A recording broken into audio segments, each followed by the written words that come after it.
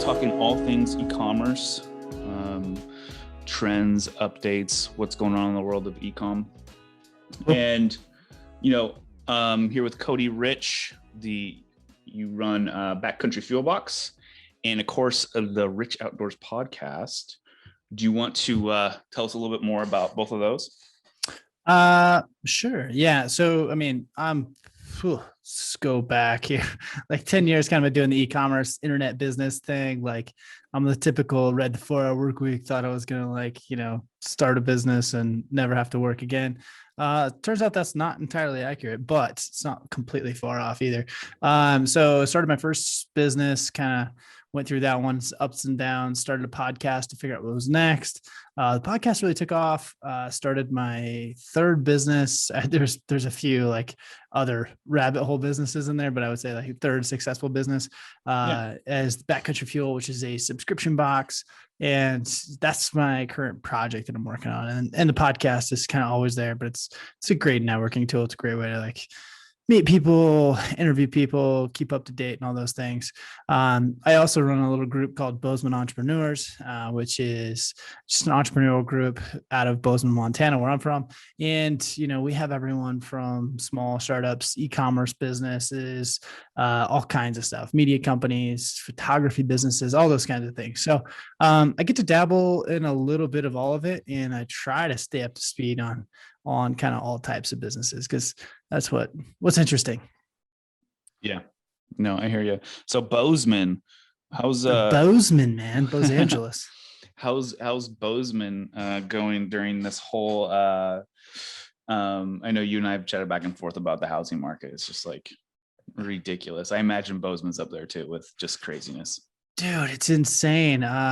Yeah, I always said the internet makes the world flat, but I think COVID put that into hyperspeed, and all these people just realized, oh, I work on the internet, I could live anywhere. And, instantly, apparently Bozeman was on this flyer that went out to everyone in the world. And so people are just moving here like crazy. We'll see if they make it a winter though. But Bozeman's cool. It's kind of got this little startup vibe going on. I feel like there's a lot of cities that are kind of like that nowadays. I mean, we walked Silicon Valley, was the hub, right? But now it's Austin. It's, I don't know, Boulder was kind of one for quite a while. So I think there's a lot of entrepreneurs that kind of want to live in that mountain town, and Bozeman's perfect for that. The internet, despite, popular belief, the internet is okay in Montana. Yeah. And I think it's following this case of that show Nomadland, where I think that there's trends here. And the reason I think there's trends, if we see how generations before us sort of wanted to get out and move. I go back to, I was having a conversation with my mom about her grandfather, who he moved all over the US, but that was the thing in the early 1900s, right? Especially after World War I, where they were nomads, for better lack of a word, right? And then that led into the Great Depression, which more people became nomadic because they had to move. They had to move for work. So, and then you see that again in the 60s and 70s, right? And then you see this more stability of the suburbs in the 90s. In the 90s. And then I think sort of what this changing culture has led into is we're seeing this population dispersion. And so it's interesting to see that. I think you combine that with a shortage on everything, right? From labor to wood to and this gets more on topic of even looking at brands that are trying to work in this. I don't even want to call it the new normal. It's just a new era, right? Everything's changed. Right. COVID changed everything. And I don't think we're ever going back to where we were before. No, totally. And well, I mean, this is the thing about business, and you and I have this discussion before, but on the podcast, it's you look at trends, and trends are just it's ever changing, and it's always going to change. And this is the thing, there's a bunch of people getting into entrepreneurship, if you will, it's the cool thing to do right now. And the thing is I feel like trends have always been happening throughout time. I just feel like trends happen faster and faster in today's economy. Would you agree with that? Yeah, for the most part, I think what happens is people right now are in this state of, I don't want to say open-mindedness because that's not the right word, because people are definitely not more open-minded right now, but it's like people want something different. Yeah. Right. And so when these major influences come along, it's easy to hop on that bandwagon and go. Yeah. When you look at our generation, right, the millennials, and the distribution of wealth across the board, right? Because people are living longer. So our parents, when they were our age, their folks didn't live as long. So they had a bigger concentration of wealth. So now we've sort of lost that, but we're trying to find our way within this new economy. Right. Yeah, that's true. I mean, I would agree with that. I mean, it's just like, it's funny. It's ever changing. And we could dive into like micro changes. Like, I don't know exactly where you want to go with this, but what's your, which direction? Well, for me and what I've been sort of reading into the past couple months, especially with population dispersion and looking at the average cost of returns across the board, right? It costs a brand on average 30% more than the cost of the sale to return an item because of population dispersion. People aren't clumped up in big groups anymore, right? So it's costing more to deal with returns. That also leads into a much bigger conversation about Amazon, because Amazon led us down this path where people might overbuy and then return half of it. Right. Totally. We're seeing that a lot more now, where return rates are just spiking through the roof because, hey, you know what? I know that either A, I can return it for free, right? Or B, they'll just say, hey, you just hold on to it because it's going to cost more for us to get that product back. Right. Totally, dude. I mean, that's a whole rabbit hole we could dive into, like the whole Amazon culture of e-commerce, right? So like, I feel like this is it's a pendulum for sure. But like Amazon comes along and you're like, holy hell, this is convenient, right? Like everything I want in one place, one click. I almost just think about it and it shows up at my door, which like made this culture of people that it's just like very habitual, right? And for the most part, they became this like monster. It was like hard to own an e-commerce, and I remember talking to buddies, this is like 3 or 4, maybe 5 years ago, that were thinking about e-commerce. I'm like, man, how are you going to compete with Amazon? Like, this is like, you just can't do it, right? Like, it almost seemed like they were willing to just push everybody out, lose money on every single deal just to win. But then, I do feel like we're starting to come back, and I'm curious your thoughts on this, but I feel like we're starting to swing back where, some of these niche products, like there's so much on Amazon and you're kind of getting sometimes the junk, right? People play the reviews card and they get their products up there. And, even if it's like most of the best pick on Amazon or whatever, like it's still kind of sometimes a crap product. And so I feel like the pendulum is swinging back the other way, and it's starting to be like, okay, I'll go to these like niche e-commerce stores again. I mean, do you agree with that, or is it like still Amazon's the end all be all? I think what people are seeing is naturally they don't want to go to Amazon because they're this giant corporate entity, right? They're the company man now. Yeah. And everyone knows that. Everyone's seen enough documentaries and heard enough in the news to know Amazon doesn't treat their employees well. Like there's a trade-off for this convenience, right? Yeah. It costs people something, right? They continue to go to Amazon for the convenience, right? Because it's easy. But I don't necessarily agree that they go to Amazon for high ticket products, right? A lot of brands we work with that do high ticket products do well, and we never have to compete with Amazon, because if you're going there for something, you want to know more and get more information, and you can't really do that with Amazon because it's a giant marketplace.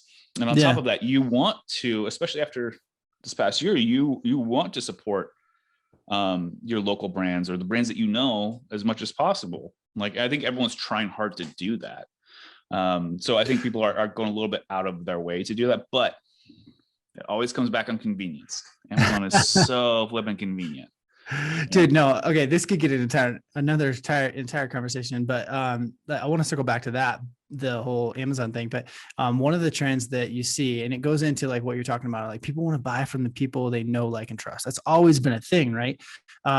And when people are watching, like we will maybe not shop at Amazon. We're like, oh, like it's like cool to post like, oh, I bought from such and such who donates, more and more. And so like, that has this vanity metric to it where people like will do the right thing if someone's watching, but then go order on Amazon when no Oh one's yeah, watching. totally. But one of the trends that I've been seeing, and I just had this conversation. So like shirts and hats brands, right? A lot of people will get into the shirts and hats game and or clothing in general, right? So clothing, let's say our generation grew up and you had like name brand stuff. One of the trends I'm seeing is a lot of these name brands branching off and creating very niche sub brands. So they're like, they make the best shorts for athletic women that are 25 to 35. Like that's what this brand specializes in. And I think what it boils down to is that people like, when you find music that's like this niche music no one's ever heard of, and you get this little high because like you text it to your buddy, you're like, oh, have you heard of this band? You're like, ooh, I found that before anybody else, right? Yeah. And now it's like the same thing with products, right? They're like, oh, where'd you get those shorts? Oh, well, I found them, like it's this little brand no one's heard of. It's like becoming the cool thing. And it's not like cool to wear Adidas or Reebok anymore, or if it ever was. But my point is like you find these like little niche clothing companies. And what I think you're seeing is like large brands, they're acquiring some of these like small pub style. I always say that because the same thing happened in the beer industry, right? Like these, it was cool to drink Coors Light or Busch Light, and then all of a sudden it was like cool to drink craft beer, and everyone was like 10 Barrel or whatever the next like niche thing. You're like, oh yeah, I went there. But then the big brands are like, oh, we're losing market share. We'll just buy up these little pubs and use their brands, but still people went to them. So I think you're seeing that trend across e-commerce as a whole. But I would say you're especially seeing it in clothing brands and people creating like these small niche work brands, right? And this work brand's attached to some bigger conglomerate, but it's like this like face for this particular demographic. Oh yeah, for sure. And then on top of that, I mean, obviously I'm here in Portland, right? Like we started this years ago, right? This idea of like, look at how cool I am because of the brand I'm wearing or the non-brand. Right. Yeah, it's the non-brand. These pair of shorts were weaved together in someone's back room, right? It's like just weird stuff. But no, I think that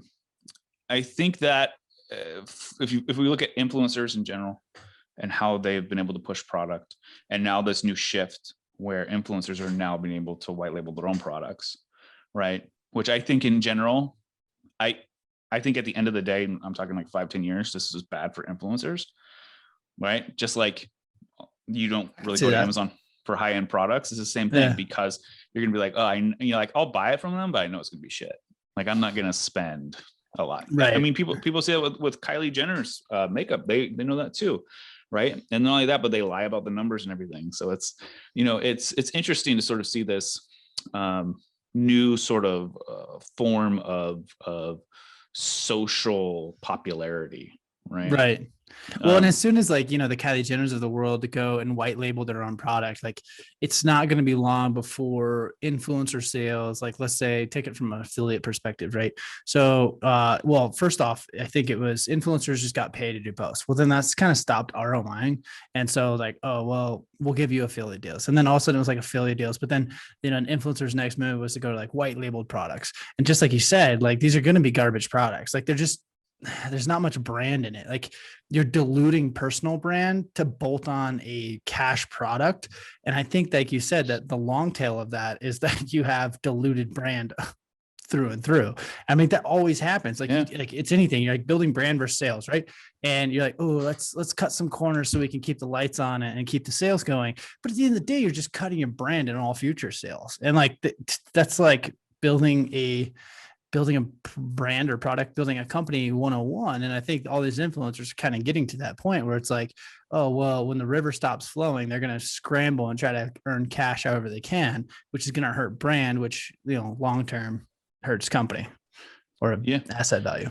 Well, I mean, we see it already with celebrities and their tequilas, right? Right. They'll come from one place. There's one location makes all the tequila for all celebrities that they just slap their logo on. So it's very interesting. And I think, adding into that, the ramifications of these new iOS changes, which I'm curious to hear sort of your feelings on that. It's brand is going to become ever more important. Being able to prove ROI is going to be sort of a never ending pit of despair, right? We've already Right. started going through that this past 2 months, May and June both.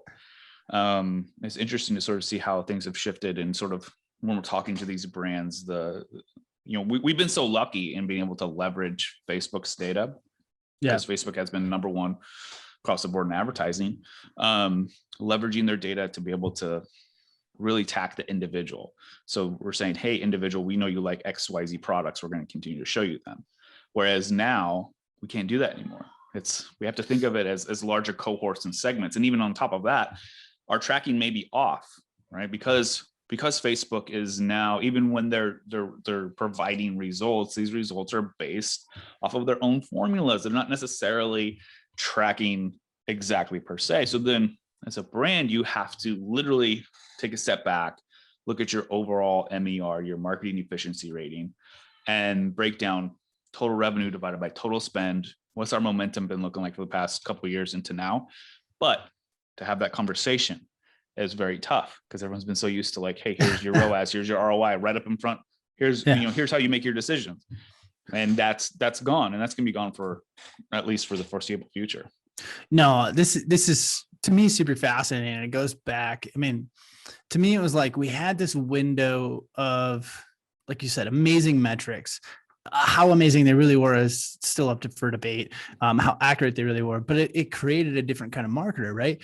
Like, let's go back to Mad Men, all these old school marketers, like a lot of that was off gut intuition, man. Like, you're just like, did that work? Did it not work? And like, we went into an era where like Facebook gave us ridiculous amounts of data. And I think there was a lot of false assumptions off of some of that data.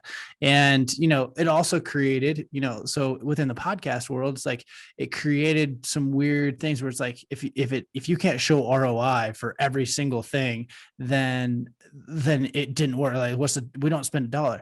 Like, that's not how it works. You can't just not spend any dollar that doesn't ROI, because you may spend $10 over here that helps this $100 ROI, and like, there's just like, there's so many more puzzle pieces to it than just looking at the Facebook metrics. Now, the Facebook metrics are great.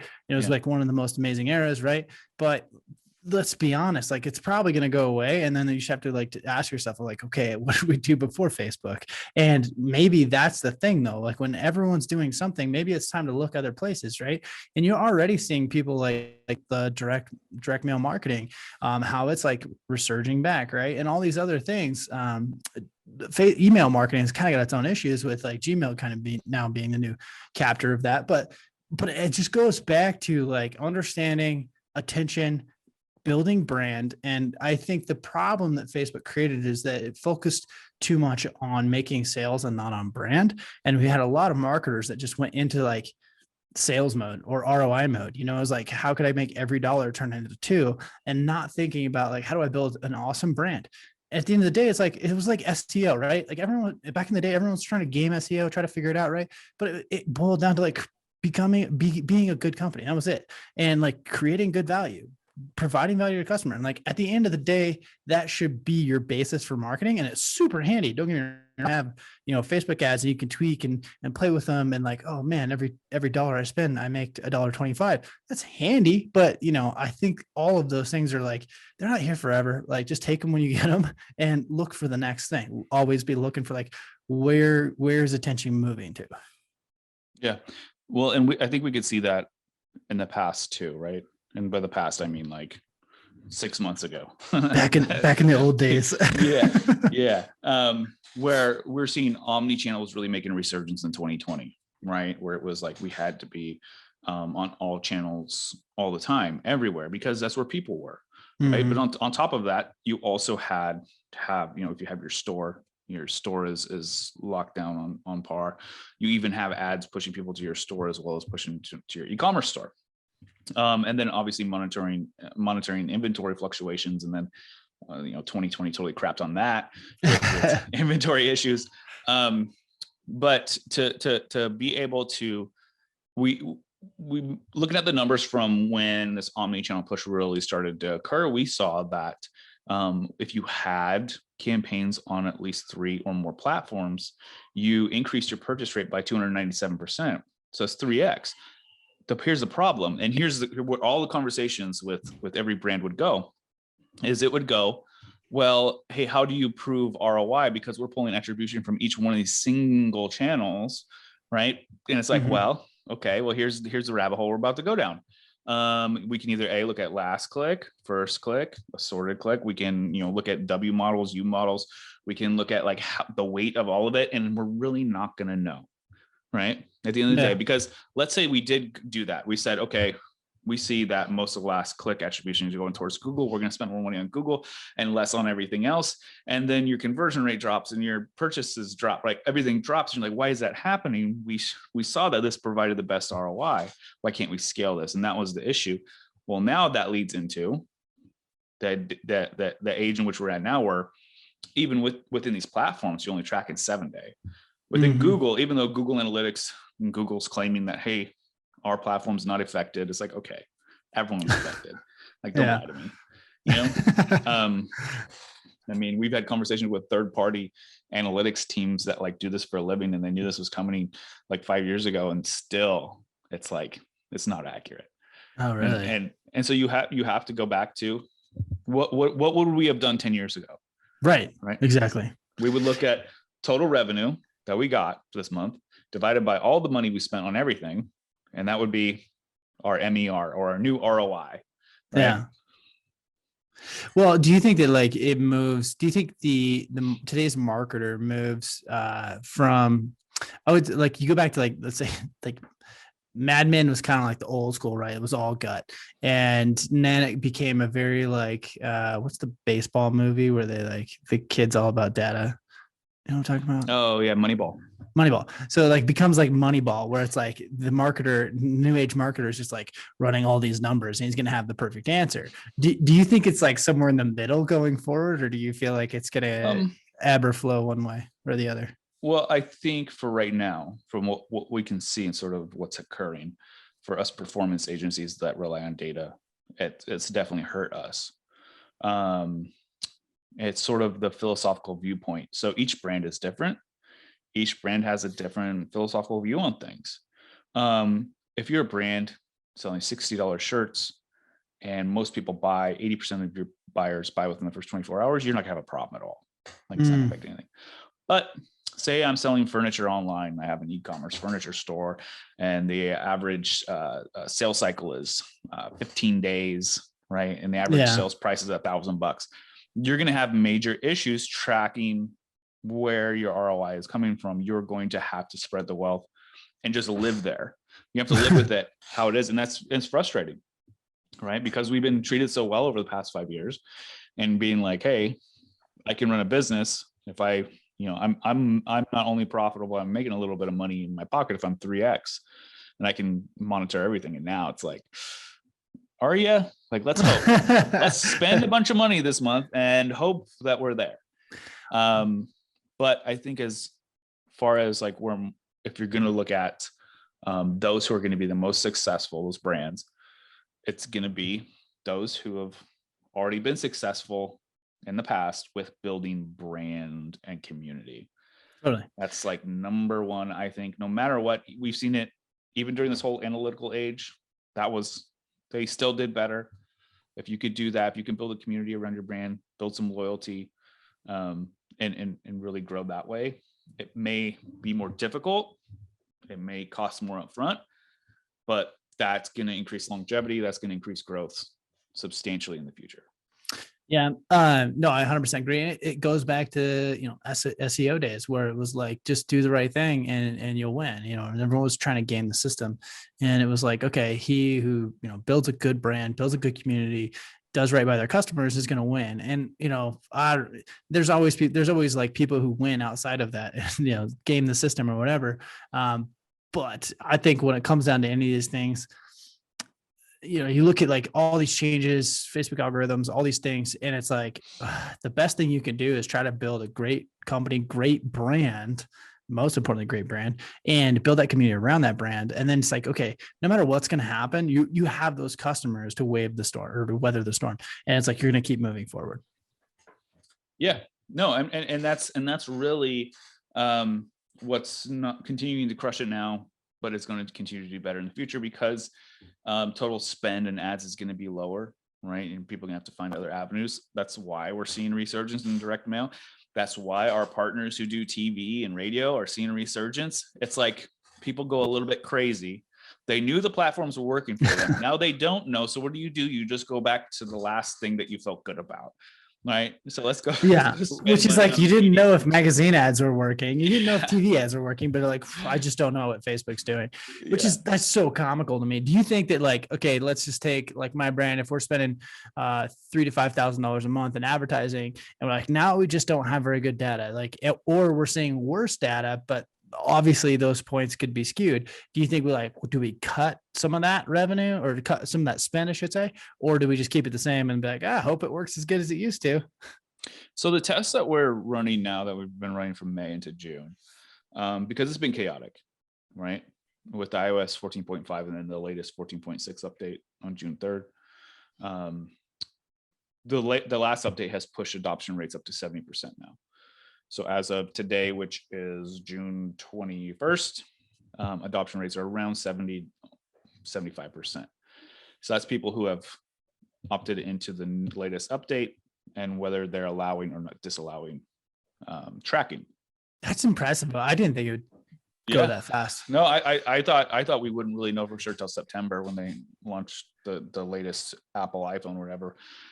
But what that means is that's good. That's good for us. That means that we have an increased stability, right? Especially when we get to that 80 to 90% range, where then those algorithms out there, Snapchats, TikToks, Facebooks, all these algorithms can make adjustments based off of the new data. And then that we can run our tests and then learn what will now be best practices. I have about 120 SOPs in a Google Drive that I could probably just delete, right? because things have changed, and that's fine. It's chaotic, but it's sort of like where we need to push. So the tests that we're running with brands is we've been monitoring MER for the past year and a half, really, because we knew this was coming. And so we're tracking fluctuations in momentum in MER based on seasonality. It's kind of tough with 2020 because seasonality was thrown out the window. Purchase behaviors were thrown out the window. Hey, today people are they're buying hand sanitizer and toilet paper, and the next day they're not. They don't care about that anymore. We were selling swimsuits in the middle of this ice storm in February, right? Like it just doesn't make any sense. So yeah, it's just working through the rest of this year, trying to maintain some stability, right? Especially as a company that does media buying, that's really consistency is always greatest. Otherwise, you become a bipolar marketer, right? One day you think you're the greatest, and the next day you're like, I need to look for a new job. You know? So oh man, that's so accurate. Yeah, it's sort of the nature of it. But that said, I think we don't really know for sure what iOS will do to us as advertisers. I think in general, I like the idea of not having everyone track me, but I also know it's bullshit. Right? Because well, it's just like they're tracking you, but not giving you the data. So Apple's like, oh, we'll take, data is worth more than oil. We're going to be in control of the entire pipeline. Yeah. Right. And then Google saw them do this. And even though at first they were arguing with them about it, saying, Apple, how could you do this? Now they're like, you know what? Yeah. And, privacy is huge for us. So we're going to go ahead and release something similar for Android devices. And it's like, yeah, okay. I see where this is going. And then Apple's already pushing out these new beta testing, these new search ads for Safari. And yeah, dude, that's interesting. I know, you know where they're going. Exactly where it's going. They're trying to compete in the ad world. They hold all the data. So it'll be interesting to see if they try to take over and make some sort of platform their own. I just don't see that happening. What I do see happening is how can they use the data or sell it themselves? Yeah. So I guess one thing I'm just totally hijacking your podcast, by the way. In your opinion, like what's the greatest like hack right now? The greatest hack? Yeah, marketing hack. I don't think there's any hack. I think naturally, if you want to see who's being successful and how success is determined is basically if you, for the past year, this is sort of what it's been like. If you're doing okay, you're doing great. If you're not doing okay, it's time to do a major pivot. It's not going to work. If you've been holding on, like, to brands that we talked to last summer that we're still holding on, even into the fall Q4 that didn't do well, still holding on today, like, you just cut the cord because it's not going to work. The problem is this app tracking transparency change is really going to affect small businesses. Even, maybe not so much your local guys, but your small brands and startups. It's going to absolutely kill them. So you have to do the hard thing, which is you have to focus on brand and community when it's not ROI positive, right? Totally. You just Well, it's like, have to keep doing the right thing. Yeah. But the problem with that is, like, you're always in this, like, as an entrepreneur and a small startup, you're always on this balancing beam of keeping the lights on and building this great brand, right? Like, the more money you spend on building this great brand, the more you run out and you're like, how do I pay employees? How do I pay rent? How do I pay all these things? And like, but if you just focus on paying the rent, you're never going to have a great brand. Cause it's like, man, it's just this pendulum. And we always, like, as entrepreneurs, we just like run back and forth, like, oh, we need to build brand. You're like, gosh, we're out of money. Like, gotta pay bills. No. And I think most entrepreneurs, business owners, people who have been building companies for a while sort of feel along these lines too, is you get to a certain level where you're just comfortable with being uncomfortable, right? Right. And even if your back's against the wall, you'll figure it out. Right. Totally. The trick is you do have to know when to pivot. Totally. Like, oh, man. Because you could get caught in the rapids and the waves and just get, you're at sea and you're like, look back 3 to 6 months. You're like, I knew where I should have pivoted and I didn't do it. I got to do it now. Oh, well, let's just do it. Yeah. Because the worst thing that can happen is you sink the ship and then you have no ship to turn around, like that happens to a lot of people.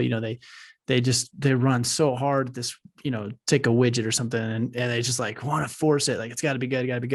And then they pile up this giant debt trying to make this widget work. And then it's like, it was never going to work. And now, they're $200,000 in debt. Like, good luck with the next idea. Yeah. Well, and I'm curious from your end, what hacks or what big things have you seen that, like, if you could go back, talk to yourself a year ago, what would you say? Man, that's a great question. On the pivoting thing, like, we're always on that. Like, there's a couple of things we're trying to pivot and trying to move. I would say, the one thing that I kick myself for not really pushing, and this isn't even a year ago, this is like for 2 or 3 years, I've been like, man, we need to grow our email list. And it's like, we do, and it grows, but like, we don't have that dedicated focus to it that like we probably should have had.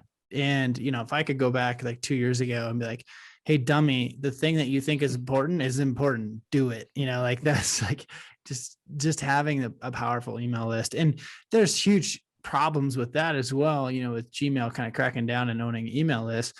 But at the same time, like, that's such a great asset. And, anybody who wasn't building it pre, the Facebook changes is like, wish I had 100,000 people on my email list right now that, because at the end of the day, when you get in trouble, like, there's nothing better than 100,000 people on an email list to save you, and just be like, man, we're in trouble. Like, I make a big ask and you can do it. And that's like amazing. And like, that's a huge asset. You can't just, like, I don't care how big of a Facebook group you have. You can't just go, oh man, we're in trouble. Like, we need to get $100,000 in sales tomorrow. Like, a Facebook group's probably not going to do it. Let's just be honest. Yeah. No, well, it's looking at lists and retention, especially now. And we were talking about this back in December to January, how these new iOS changes, and on top of that, Facebook's changes, basically you have to, as the brand, you have to be in control of your own first party data, right? Yeah. No longer can you just say, Facebook, hey, here's my audience, find other people like them, right? It's just not accurate anymore. Yeah, totally. So even with the shifts that we're doing, we're not even half the time we're testing lookalikes, but interest groups are doing better now, which is insane to me, right? They haven't been better in 3 years, but they are now, just because we're able to segment more and be able to touch them. That's why it's But yeah, important to be a little bit of everywhere, because like, at the end of the day, like you get these massive pivots, man, and all of a sudden like you need a different audience that works better, or just being able to have a little bit everywhere is it's hard. I get it. As like an entrepreneur is like, I am super limited on time. I can't do everything. We don't have the bandwidth to be everywhere. You kind of got to pick and choose a few of them, but like being all in on one platform is a slippery slope. I mean, how many entrepreneurs like, yeah, we're all in on Facebook. Facebook changed some stuff or built their company on the back of Facebook, and then that got shut down. It's like, oh, so like, you always had to have, I don't want to say an exit strategy, but a pivot strategy for sure. And that comes to audiences too, man. Like having a good email list, having, multiple social followings, and even like if you had a direct mail list or have a community in a minimum that you're like, okay, we can reach back out for return customers. Like that's powerful, because at the end of the day, if, all social puts the lock on the gate and you can't get to your own audience, at least you have other revenues. Yeah.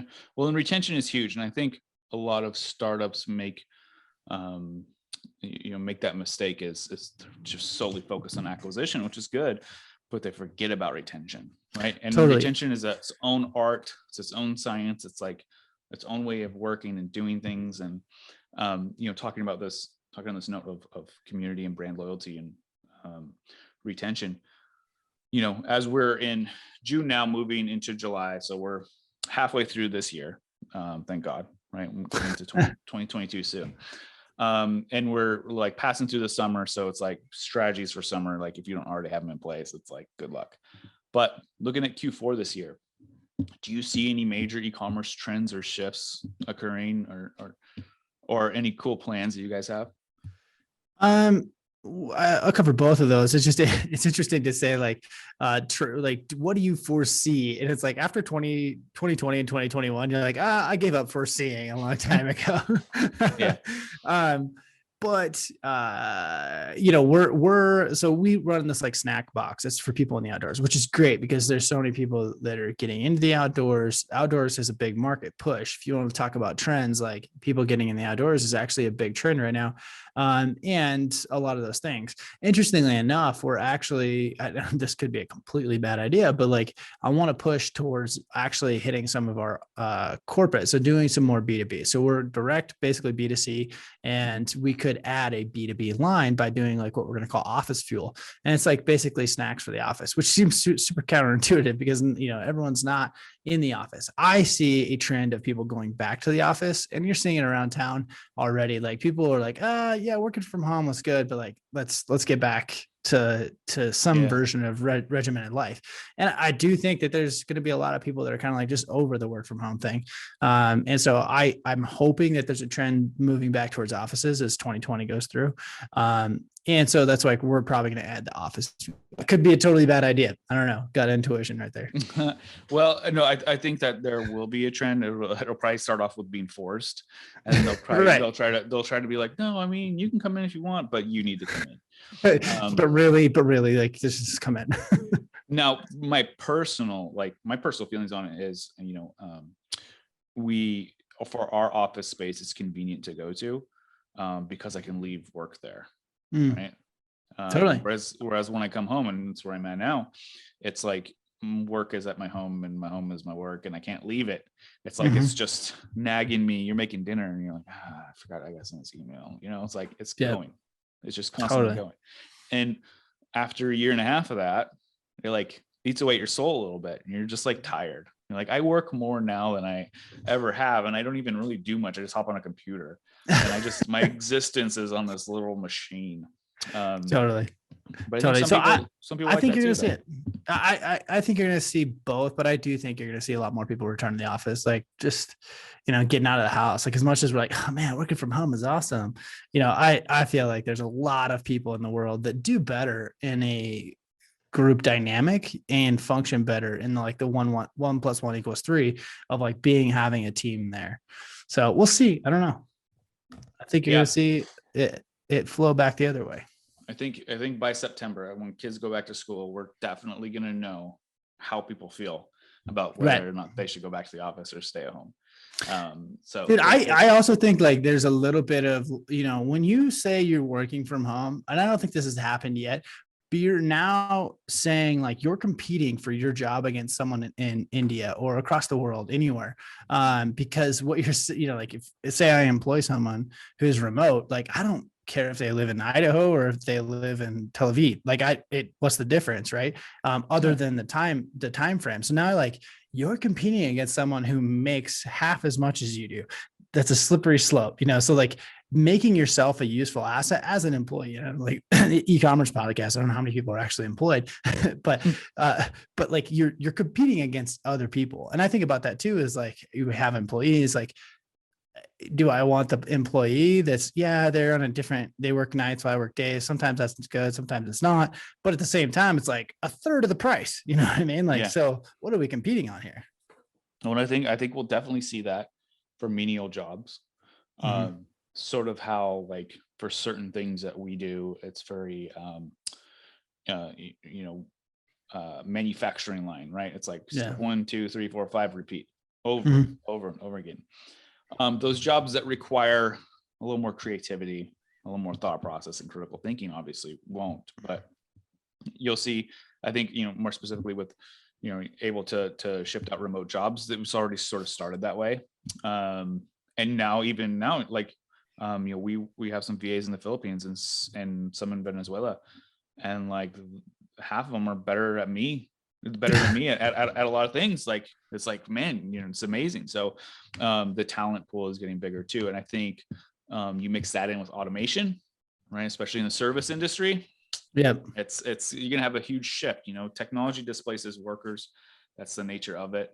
So I think, this whole dynamic of what we're going through now with the shortage of labor shortage and shortage of everything across the board it'll be like you're talking about the pendulum, right? Yeah. It'll swing back to the other side. But anyway, so hey, I appreciate you coming on. Absolutely, man. Thanks for having me and having a great conversation here. So where can everyone connect with you online? Yeah. You guys can follow my podcast, The Rich Outdoors. We talk about adventure, hunting, outdoors, entrepreneurship. I do a lot with the outdoor community, outdoor recreation, entrepreneurship, talk business in that sense. So if you guys are interested in that, go check it out. And pretty much The Rich Outdoors anywhere you look. Awesome, man. Hey, it was great talking to you, and we'll chat later. Thanks, man. Peace.